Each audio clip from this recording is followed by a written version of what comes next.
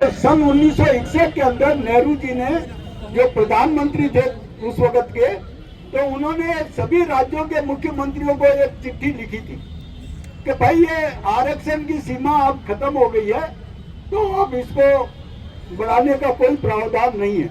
तो सभी मुख्यमंत्रियों ने और पार्टी जितने भी थे इनके, कांग्रेस पार्टी के जो SC ST के जो थे लोग, नेता लोग, उन्होंने कहा साहब आपने अगर इसको हटा दिया तो सारे शेड्यूल कास्ट, शेड्यूल ट्राइब जो है आपसे विमुख हो जाएंगे और आपको वोट नहीं देंगे और आप सत्ता से चले जाओ। इस आधार पर जो है उन्होंने इसको बढ़ाने का निश्चय किया। अब सवाल ये उठता है कि इसको बढ़ाते वक्त जब 10 साल खत्म हो गए तो उसके बाद इसको बढ़ाने के लिए गया कि भाई आयोग एक गठित होता, उसके अंदर ये विचार होता है भाई इसको बढ़ाया जाए कि नहीं बढ़ाया जाए। इस दवाई से, आरक्षण रूपी दवाई से शेड्यूल कास्ट, शेड्यूल ट्राइब नाम के जो वर्ग है बनाया गया है, इसको कितना फायदा हुआ।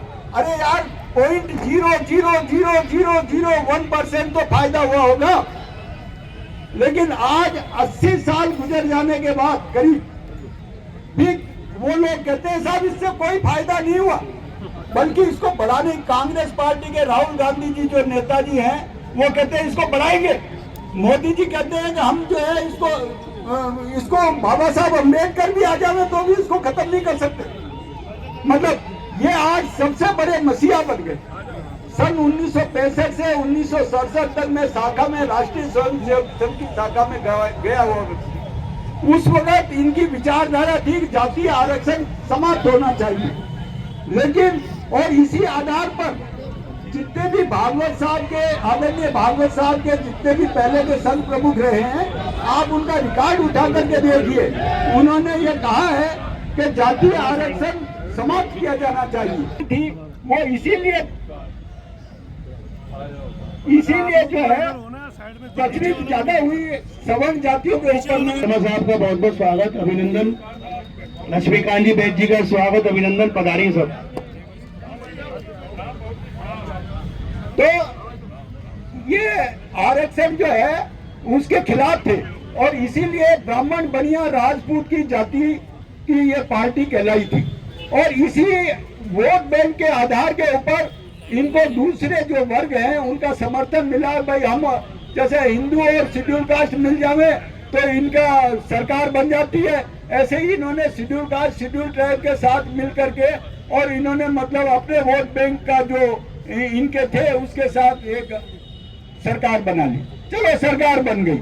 इन्होंने कहा, मोदी जी के, आदरणीय प्रधानमंत्री मोदी जी के आपको कई भाषण पूर्व में मिल जाएंगे जिसमें इन्होंने जातीय आरक्षण समाप्त करने की बात कही है। इनके कई बड़े बड़े नेताओं के भाषण मिल जाएंगे। अटल बिहारी जी वाजपेयी इसको आर्थिक आधार पर करना चाहते थे, मतलब, और इस तरीके से कई ये चले। लेकिन आज ये कहते हैं कि कोई भी हो आरक्षण हम खत्म नहीं करेंगे। हम आरक्षण, ये तो हमारे जो सवर्ण जाति के जो लोग हैं ये तो हमारे पॉकेट में है, ये जाएंगे कहां। मैंने आपको विश्वास दिलाता हूं कि ये जो सरकारें बनती है ये सिर्फ सवर्ण जाति के वोटों पे बनती है, ये कभी भी जो है शेड्यूल कास्ट, शेड्यूल ट्राइब के वोटों पे नहीं बनती है। आज दिन तक हिंदुस्तान इतना बड़ा हिंदुस्तान है, इतने MLA MP चुने गए हैं, किसी MLA MP ने आज तक ये नहीं कहा कि मैं सवर्ण जाति के वोटों के ऊपर जीत करके आया हूं।